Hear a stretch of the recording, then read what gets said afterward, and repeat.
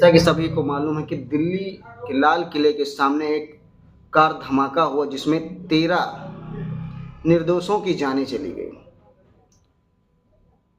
आखिर भारत का दर्द कब तक, आखिर भारत की जनता यह दर्द कब तक सहेगी कि कोई भी आता है और मारकर चला जाता है। क्या कमियां हैं, कहाँ पे चूक हो रही है, इस पर विचार करने की बात है और सभी देश की जनता को भी इसके बारे में सोचना होगा कि जब कोई चाहता है तब किसी को भी मार के चला जाता है।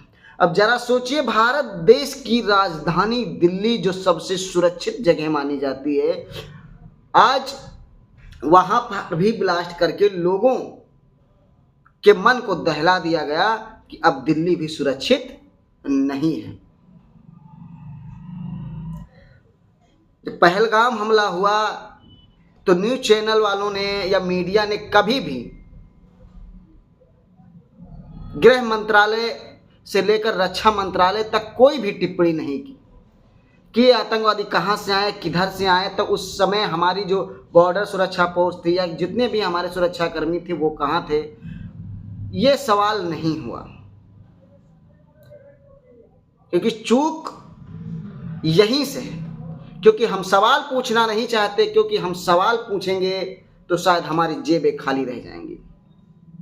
अपनी जेबें भरने के लिए आज भारत देश की जनता को लोग गाजर मूली के तरह कटने मरने को या उनको बेचने को तैयार है। इस ब्लास्ट में जिस तरह ब्लास्ट हुआ, जरा सोचिए कि उन 13 घरों में क्या हुआ होगा। ना जाने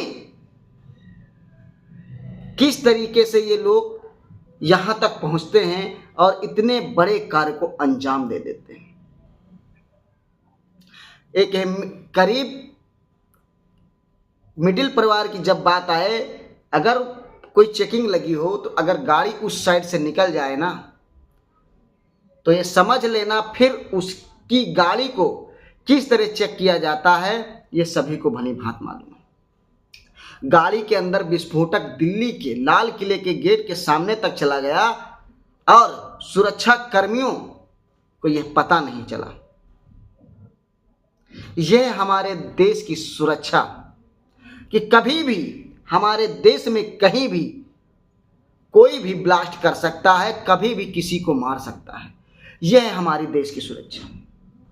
और हमारे देश की सुरक्षा करने के लिए जो लोग बैठे अपने आप में दम भरते हैं, हमारे देश की जनता उनसे भी सवाल पूछती है कि कहां है वो सुरक्षा, इस देश की कहां चली गई कि जब जो चाहता है आके मार देता है और हमें कीड़े मकोड़ों की तरह मरने पर मजबूर कर देता है।